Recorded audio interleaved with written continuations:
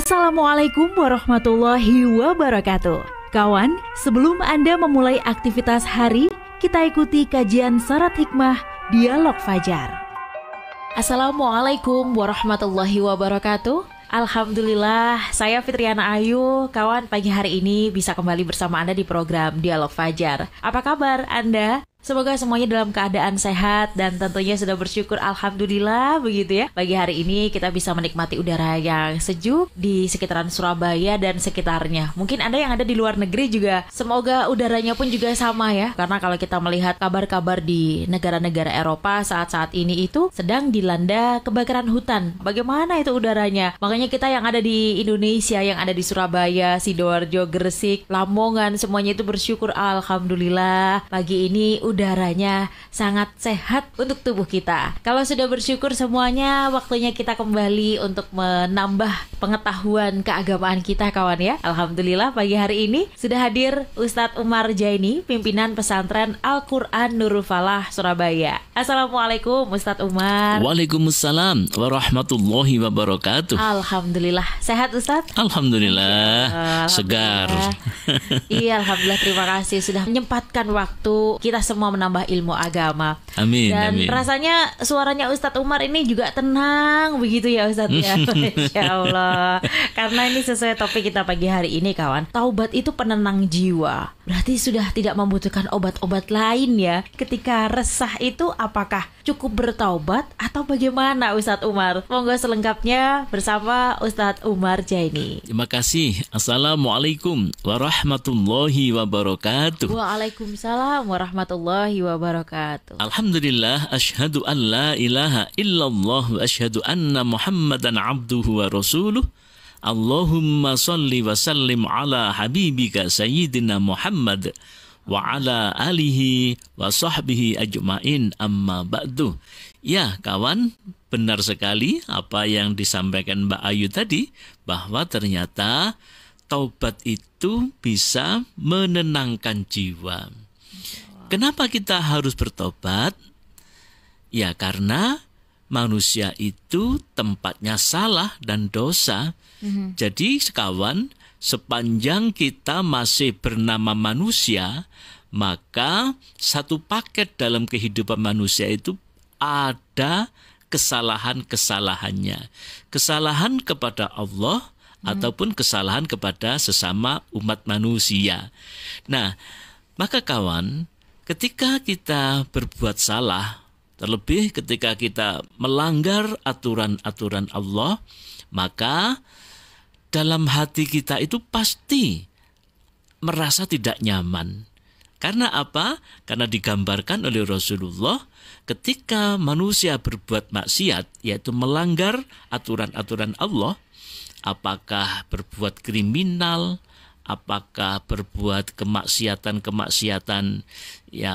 yang dosa. Nah itu kata Nabi, dalam hati manusia pasti ada rasa tidak enak, rasa tidak nyamannya.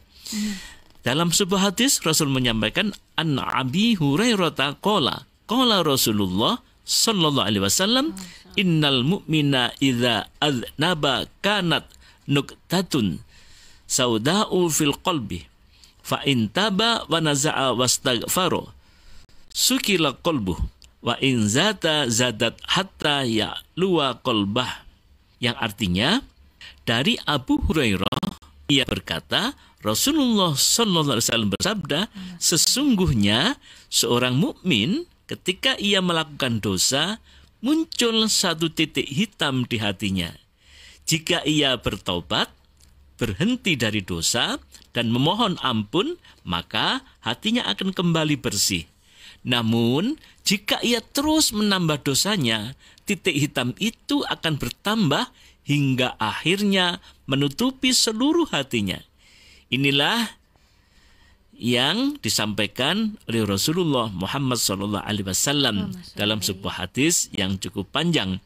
Nah, jadi kawan, begitulah hati manusia itu digambarkan oleh Rasul. Kalau kita berbuat dosa, berbuat maksiat, berbuat menyalahi aturan-aturan Allah, maka dalam hati itu ada titik hitam. Digambarkan begitu, ada kotoran. Nah, semakin sering, maka semakin hitam. Tapi begitu bertobat, mohon ampun kepada Allah, maka hati akan menjadi bersih lagi. Tapi jika tidak bertobat, maka semakin hitam, makin pekat. Nah, ketika pekat, maka hati sanubarinya, suara hati yang paling dalam, yang penuh dengan kebenaran itu akan tertutup. Nah, maka kawan, agar supaya hati kita bersih, maka kita dianjurkan untuk senantiasa bertobat. Karena apa? Pasti ketika hati itu kotor, pasti ada gelisah dalam hidupnya itu. Diakui tidak diakui, hati sanubari paling dalam itu pasti gelisah. Ketika berbuat menipu misalnya Mbak Ayu, ya bibirnya bisa mengatakan tidak, tapi hatinya pasti ada kegelisahan. Termasuk ini ya Ustaz, para koruptor yang akhir-akhir Masya Allah. triliun itu sebenarnya hatinya juga gelisah ya Ustaz. Yakin pasti itu bagaimana cara menutupinya itu strateginya berjuta. Kalau korupsinya triliunan, maka dia menyiapkan strategi untuk menutupi kesalahannya itu, menutupi supaya dia merasa baik-baik saja. Itu strategi yang di hatinya itu bermilah-milah juga mencari cara-cara untuk nutupi itu. Itu tentu gelisah Mbak Ayu. Panik pasti ada paniknya, macam-macam lah di situ. Takut ketahuan, betul. takut itu. Bagaimana menutup suara sana, menutup suara sini, menutup supaya ini itu kan bermacam-macam cara yang dilakukan. Itu bentuk kegelisahan ya Ustaz. Gelisah sebenarnya. Nah, kawan, itu kalau itu ada dua itu Mbak Ayu dosanya. Dosa kepada Allah, dosa kepada sesama manusia. Karena apa? Yang dicuri adalah uangnya orang. Bukan satu orang, dua orang, tapi sekian banyak orang. Jadi sangat gelisah sekali sebenarnya. Nah kawan, maka tobat adalah sebagai kunci untuk menenangkan jiwa. Tentu tobat di sini adalah kesalahan-kesalahan yang menyangkut kepada Allah Subhanahu wa taala. Sedangkan kepada sesama manusia, kesalahan-kesalahan manusia tidak cukup hanya dengan taubat saja, tapi harus rela, minta relanya orang yang disakiti atau orang yang tertipu dan seterusnya. Nah, artinya hubungan antar sesama manusia harus diselesaikan, baru bertobat kepada Allah Subhanahu wa taala. Nah, kawan, taubat itu adalah menyesali semua kesalahan-kesalahan, dosa-dosa yang telah dilakukan dan bertekad untuk tidak menjalankan lagi. Nah, ini kan masih dalam suasana baru saja kita memperingati tahun baru Hijriah Mbak Yu ya. Betul. Dan di mana-mana masih banyak yang memperingati. Tapi yang terpenting adalah esensi dari peringatan Hijriah itu adalah bagaimana kita bertekad untuk berubah menjadi lebih baik dan lebih baik. Nah, antara lain adalah dengan cara bertaubat dan tidak menjalankan apa-apa yang telah kesalahan kemarin. Karena Allah menganjurkan kepada kita agar supaya kita selalu memohon kepada Allah. Memohon ampun atas dosa-dosa, kesalahan-kesalahan yang kita lakukan. Tentu kesalahan apa saya tidak tahu. Yang tahu adalah para pendengar, kawan sekalian, sendiri-sendiri mana yang pernah saya berbuat dosa. A'udzubillahi minasyaitonirrajim. Allah menganjurkan, ya ayyuhalladzina amanu tubu ilallahi taubatan nasuha asa rabbukum ayyukaffiru ankum sayyi'atikum wa yudhilakum jannatin tajri min tahtihal anhar al-ayah. Wahai orang-orang yang beriman, bertobatlah kepada Allah dengan taubat yang semurni-murninya. Mudah-mudahan Tuhan kamu akan menghapus kesalahan-kesalahan kamu dan memasukkan kamu ke dalam surga yang mengalir di bawahnya sungai-sungai. Ini gambarannya seperti itu ya. Surat At-Tahrim ayat ke-8. Nah itulah kawan, Allah menganjurkan kepada kita ketika kita berbuat dosa, seberapapun dosanya, Allah akan ampuni. Jadi mari kita renungkan bersama, kira-kira kita ini telah berbuat dosa apa ya? Yakinlah bahwa seperti tadi saya bilang, ketika kita masih berpredikat manusia, pasti kita melakukan dosa-dosa, apakah kecil ataupun besar. Sekecil apapun dan sebesar apapun, Allah akan mengabulkan doa-doa kita, mengampuni dosa-dosa kita. Dalam ayat yang lain, Allah menyampaikan, a'udzubillahi minasyaitonirrajim, ya ayyuhan nasu tubu ilallahi wastaghfiruh fa inni atubu ilallahi wastaghfiru fi kulli yaumin mi'atu marrah. Maksud saya adalah kawan, Rasulullah menyampaikan bahwa beliau saja yang sudah dijamin dosa-dosanya akan ditutup oleh Allah atau dilindungi oleh Allah, tidak akan berbuat dosa. Ternyata Rasul juga tidak lepas dari mohon ampun kepada Allah, bertobat kepada Allah. Yang artinya begini, tadi itu hadis maksud saya ya. Wahai sekalian manusia, bertobatlah kalian kepada Allah dan mintalah ampun kepadanya. Karena sesungguhnya aku bertobat kepada Allah dan meminta ampun kepadanya setiap hari sebanyak 100 kali. Hadis riwayat Muslim. Jadi kawan, Rasul menyampaikan beliau yang sudah dijamin oleh Allah. Beliau yang sudah dilindungi oleh Allah untuk tidak berbuat dosa, yaitu dengan istilahnya itu maksum. Dilindungi, itu saja beliau setiap hari mohon ampun kepada Allah, bertobat kepada Allah tidak kurang dari 100 kali. Apalagi kita yang tidak ada jaminan. Maka ternyata taubat itu tidak menunggu lama-lama. Pernah begini, iya. Tapi ternyata Rasul mengajarkan taubat itu dilakukan setiap hari. Setiap hari Rasul saja tidak kurang dari 100 kali beliau memohon ampun kepada Allah Subhanahu wa ta'ala. Nah, dalam hadis yang lain dari Abu Musa, dia mengatakan Rasul menyampaikan sesungguhnya Allah membentangkan pada waktu malam agar orang yang berbuat dosa di waktu siang bisa bertobat. Dia juga membentangkan tangannya di waktu siang agar orang yang berbuat dosa di waktu malam bertobat hingga matahari terbit dari arah terbenamnya. Masya Allah. Jadi saudara sekalian,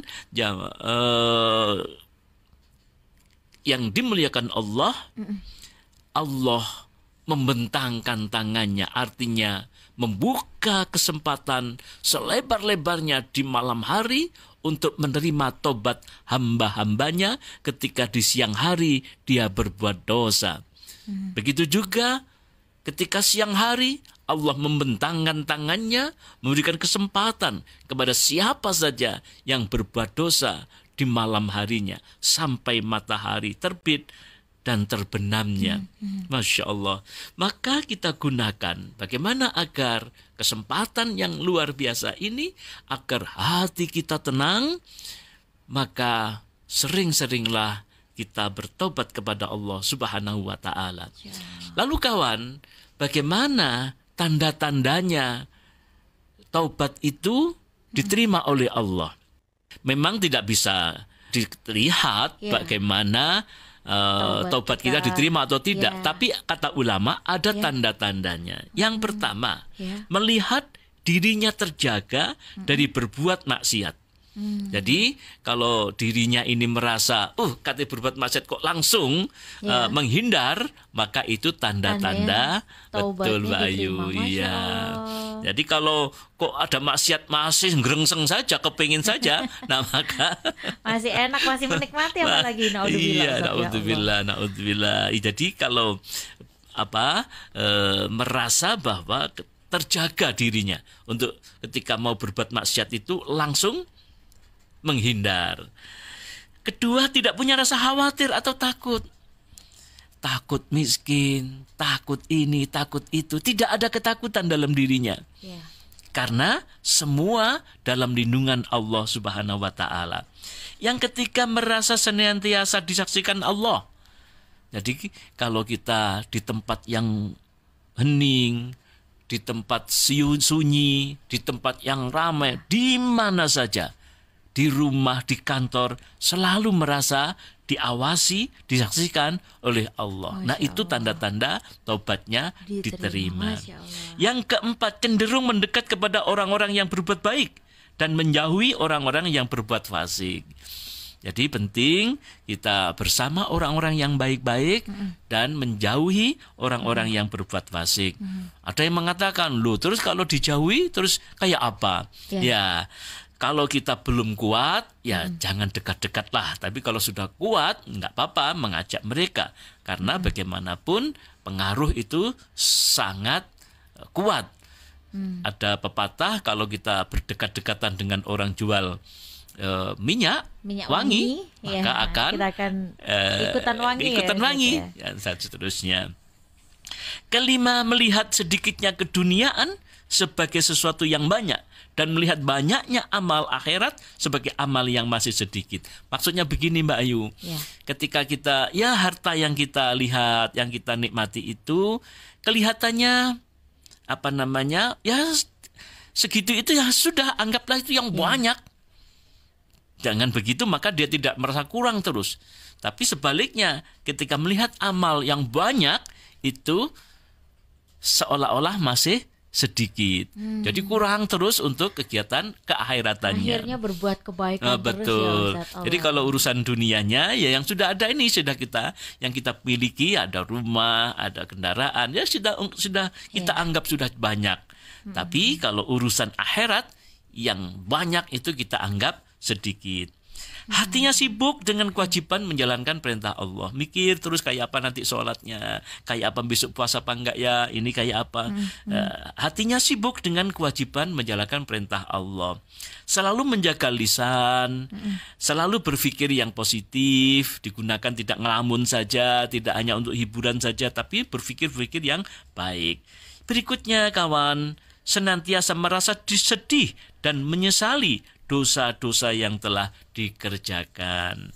Nah, itulah dengan bertaubat, insya Allah hati titik-titik hitamnya akan hilang, menjadi jernih. Nah, ketika jernih, hidup ini akan menjadi tenang. Masya Allah, amin amin ya robbal alamin. Karena yang namanya taubat itu bukan untuk mereka yang sempurna, untuk hati yang lelah dan ingin pulang, karena sebaik-baiknya pintu menuju kedamaian dan kembali kepada Allah Subhanahu wa ta'ala. Semoga bermanfaat kawan, dan kita tutup dengan doa kafaratul majlis. Subhanakallahumma wa bihamdika nasyhadu an la ilaha illa anta nastaghfiruka wa natubu ilaik. Saya Fitriana dan juga Ustadz Umar Jaini pamit. Wassalamualaikum warahmatullahi wabarakatuh. Program Dialog Fajar yang baru Anda simak kerjasama Suara Surabaya dan Pesantren Al-Quran Nurul Falah Surabaya, lembaga dakwah yang amanah, profesional, dan berbasis Al-Quran. Pesantren Al-Quran Nurul Falah mencetak guru dan hafidz Al-Quran metode tilawati. Informasi dan berikan donasi terbaik hubungi 0822 2759 9920 atau www.nurulfalah.or.id.